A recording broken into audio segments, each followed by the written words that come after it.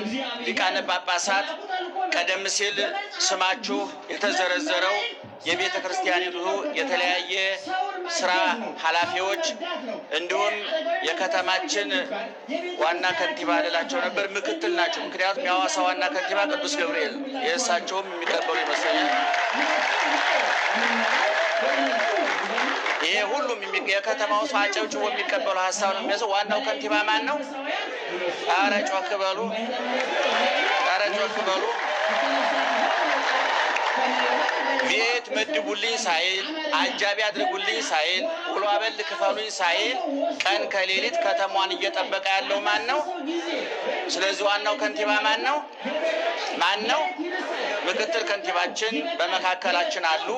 በእውነት ባለስልጣኖቻችን እንዲህ መካከላችን ተገኝተው በሰላሙ ቀን ሲያዩን በምርጫ ቀን ደግሞ እኛ እናያቸዋለን፣ ድምፅ እንሰጣቸዋለን። እና በዚህ በኩል ፈረንጆቹ ጎበዞች ናቸው። አየህ አቶ ጥራቱ አሁን ቤተ ክርስቲያን የመጡት ነገ መስጊድ መሄድ አለቦት፣ በፕሮቴስታንቱ ጋር መሄድ አለቦት።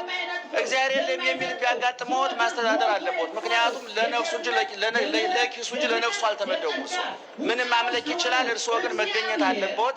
ስለተገኙ በጣም ደስ ብሎናል። እድሜና ጤና ይስጥልን። እግዚአብሔርን ብላችሁ ይቅርታውን ቸርነቱን አምናችሁ ከቅድስት ድንግል እናቱና ከቅዱሳን ባለሟሎቹ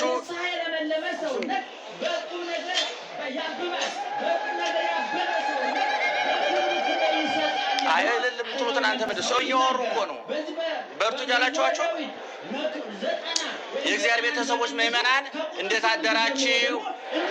እንዴት አረፈዳችሁ? እንዴት ቆያችሁ? በየጊዜው በየቦታው በየምክንያቱ መስማት በምንችለው ልክ የሚነግረን መኖር በምንችለው መጠን የሚያስተምረን ትናንት የነበረ አሁን በዚህ ሰዓት በእኛ መካከል ያለ ነገ ከነገ ወዲያ በሐዘኑ በደስታው በትርፉ በኪሳራው በጤንነት በበሽታው በሙላት በመምላቱ በመጉደሉ በከፍታ በዝቅታው ከመካከላችን የማይለየው ከጎናችን የማይጠፋው በጊዜ በቦታ በሁኔታ የማይለወጠው ትናንት ወዳጅ ዛሬ ወዳጅ ለዘላለም ወዳጅ የሆነው አምላካችን ኢየሱስ ክርስቶስ ክብርና ምስጋና ይግባው። ክብርና ምስጋና ይግባው። እናንተ የምትሰሙት እኛ የምንናገረው አይንሳችሁ። እግዚአብሔር ጆሮአችሁን ይክፈት፣ አንደበታችን ይፍታ። በመላ በግምት በይመስለኛል የግል ሐሳባችንን እንዳናፈስባችሁ ጆሮአችሁን ይጠብቅ እግዚአብሔር፣ አንደበታችንንም ይቆጣጠር መንፈስ ቅዱስ። ዛሬ መልአኩ ቅዱስ ገብርኤል የሚታሰብበት ዓመታዊ በዓል ነው። ኦርቶዶክሳዊ ተዋሕዶ ቤተክርስቲያን አምላኪን ኧረ ዝም በሉ። ለምን ታወራላችሁ? እኔ ጆሮዬ ከርቀት ስለሚስብብኝ ነው። ምእመናን አሁን አይናሞቹ አይገባቸውም። የኛ አይናችን ጆሮአችን ላይ የተደረቡ ዲሽ አለ እዚህ ጋር የነሱ ወራ ጆሮ ዲሽ ተገጥሞላችኋል። ይገርማችኋል። ከርቀት ነው የምሰማውና አዳምጡን። እኛ እናስረዝም ምጥን ስብስብ ባለ ጥቂት ነገር ነው የምንነግራችሁ። እውነቱን ለመናገር ከኔ በኋላ የሚመጡ ሰዎች እንዲተባበሯችሁ በዛው አጋጣሚ ለምንላቸዋለሁ እንጂ እኔ አጭር ነገር ነው የምናገረው። አላንዛዛም። የዕለቱን ታሪክ በስፋት በጥልቀት በምላት ንባቡን አንበበን ትርጉሙን ተርጉመን ምስጢሩን ተንተነን ኃይለ ቃሉን አብራርተን ማታ በደንብ እንነግራችኋለን። አሁን ለንግሱ የሚመጥን እጥር ምጥን ሰብሰብ ያለ ለምን መጣል የሚለውን ሐሳብ ብቻ ለመናገር ነው የቆምኩት። ዛሬ አራት ወገኖችን እናከብራለን። አንድ ትናንትና ሹም ዛሬ ሹም ለዘላለም ሹም የነበረ ትናንት ንጉስ ዛሬ ንጉስ ለዘላለም ንጉስ የሆነ በፍጥረታት ሁሉ ነግሶ የሚኖር አባታችን እግዚአብሔር ዋናው ነጋሽ ረዳት ምክትል ሁለተኛ የሌለው ሁልጊዜ ብቸኛ ገዥ ሰጭ ነሽ በሁሉ ነገር የሚተካከለው የሌለ አባታችን እግዚአብሔር እናከብራለን። በሁለተኛ ደረጃ እግዚአብሔር ለሚሰራው ስራ መልእክተኛ ሆነው ጉዳይ ፈጻሚ ሆነው ሳያርፉ ሳያንቀላፉ ሳይተኙ ሳይራቡ ሳይጠሙ ሳያገቡ ሳይጋቡ ሳይዋለዱ ረቂቃን መላእክት እግዚአብሔር ሲልካቸው እስር ቤቱን ሰብረው እስር ቤት ተገኝተው እሳት የሚነድበት ቦታ ተገኝተው ወላፈሩን አብርደው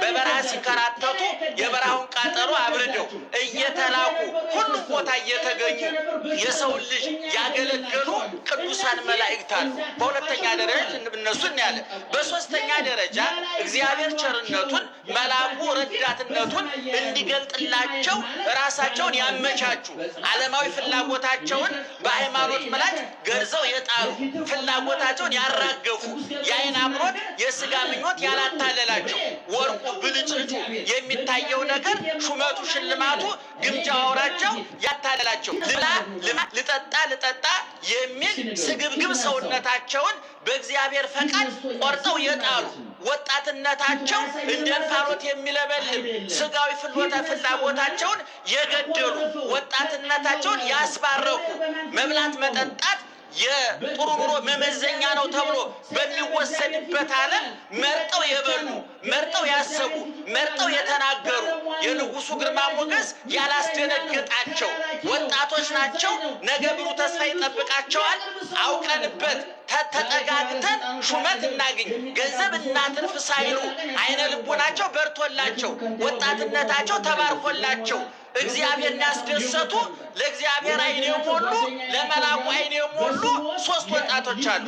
አናንያ፣ አዛርያ፣ ሚሳኤል የሚባሉ በሶስተኛ ደረጃ እነዚህን ወጣቶች እናያለን። በአራተኛ ደረጃ እኔና እናንተ ነን ያለነው። እግዚአብሔር ቸርነቱን መላኩ ተራዳይነቱን ወጣቶቹ ቆራጥነታቸውን እንዳበረክቱልን እንዳካፍሉን ምንድነው ማድረግ ያለብን የሚለውን ሰብሰብ አድርገን እናያለን። እንግዲህ ይሄ ታሪክ 2600 ዓመት የሞላው ታሪክ ነው እየተረክን ያለ ነው። መቼም ኦርቶዶክሳዊ ተዋሕዶ ቤተክርስቲያን ከምትደነቅበት አንዱ የሚታየውን ነገር የሚዳሰስ ማድረግ ትችላለች። አይን ያነበበውን ጆሮ እንዲሰማው ብቻ ሳይሆን አይን እንዲያየው የሚዳሰስ ጥምቀቱን መስቀሉን ብትመለከቱ ንግሱን ብትመለከቱ አሁን ታቦቱን እናየዋለን፣ የካህናቱን ልብስ እናየዋለን።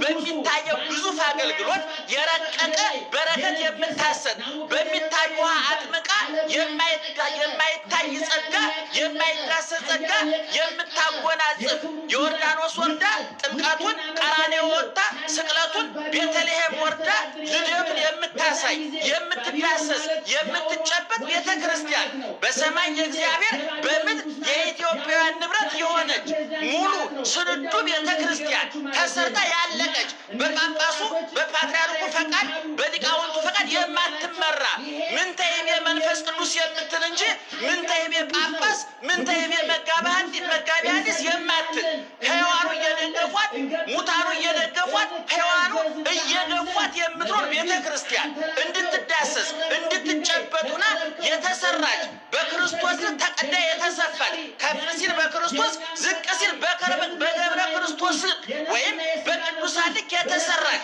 ጾም ጸሎት ሕግ አድርጋ የቀረጸች ሰው ስጋዊ ፍላጎቱን ዓለማዊ ምኞቱን ገርዞ እንዲጥል ወንድሙን እንዲወድ ማህበራዊ ትስስሩ እንዳይበላሽ ሕዝብ ከመንግስት እንዲናበብ መንግስት ከሕዝብ እንዲናበብ አሰሪ ከሰራተኛ አሳፋሪ ከተሳፋሪ በሽተኛው ከዶክተሩ ጋር ተናቦ ተደማምጦ እንዲኖር የተደላደለ የሰከነ ማህበረሰብ ለመፍጠር እንዲመች አድርጋ ያዘጋጀች ቤተክርስቲያን ናት። ምናልባት እኛ አንበበን ተርጉመን ስላልነገርናችሁ እንጂ ቤተክርስቲያኒቱ በኢትዮጵያ ውስጥ የኢትዮጵያ ስነ ጽሁፍ፣ የኢትዮጵያ ኪነ ጥበብ፣ የኢትዮጵያ ፖለቲካ፣ የኢትዮጵያ ፍልስፍና፣ የኢትዮጵያ ስነ ልቡና ቅርጽ እንዲኖረው ያደረገች።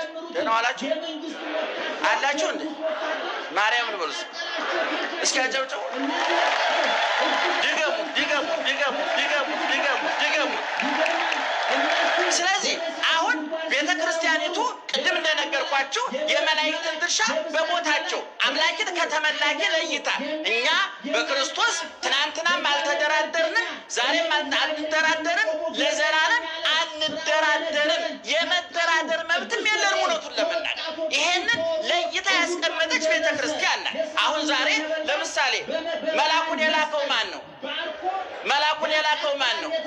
በመጽሐፍ ቅዱስ ስለ መላእክት ተፈጥሮ አይናገርም መጽሐፍ ቅዱስ። መላእክት መቼ ተፈጠሩ፣ ከምን ተፈጠሩ የሚለውን ዝርዝር ጉዳይ አይነግረንም። ምክንያቱም በደንብ ስሙ ምእመናን፣ ምክንያቱም መጽሐፍ ቅዱስ የትንታኔ መጽሐፍ አይደለም፣ የማብራሪያ መጽሐፍ አይደለም። መጽሐፍ ቅዱስ ለሕይወት በቂ ቢሆንም በእውቀት ሙሉ እንዲሆን አጋዥ መጻሕፍት ያስፈልጉታል፣ መደጎሚያ መጻሕፍት ያስፈልጉታል። ኦርቶዶክሳዊ ተዋሕዶ ቤተ ክርስቲያን መጽሐፍ ቅዱስን እንደ ውሃ ልክ፣ እንደ መሰረት፣ እንደ መደምደሚያ፣ እንደ ጉልላት አድርጋ በመካከል የምታስገባቸው ሳይሆን መጽሐፍ ቅዱሱ ለጆሮ ንባቡ ለጆሮ እንዲመች፣ ምስጢሩ አይምሮ እንዳጠግብ፣ ኃይለ ቃሉ ሕሊናን እንዳሳርፍ፣ ለአኗኗር እንዲመች አድርጋ የምትመልክበት፣ የምትተነትንበት፣ የምታብራራበት 2000 ዓመት የሞላው ከብሉይ ኪዳን 1000 ዓመት ያመጣ የ3000 ዓመት የተዘጋጀ የተደራጀ ዘመን ያላደበዘዘው ጊዜ ያላስረጀው የሰዎች ልጅ መነሳት መምጣትና መሄድ ለውጥ ያላመጣበት ከጉድጓድ ወጡ። አሁን ለምሳሌ ቅድም እንዳልኳቸው ዛሬ ቅዱስ ገብርኤል መልአኩን የላከው ማን ነው ብለናል? እግዚአብሔር ነው። መልአኩ ተልኮ መጣ። በመጽሐፍ ቅዱስ መላእክት ስራቸው ምንድን ነው ከተባለ ሰውን ማገዝ ነው፣ ሰውን መርዳት ነው። ይሄ አረጋዊ መንፈሳዊ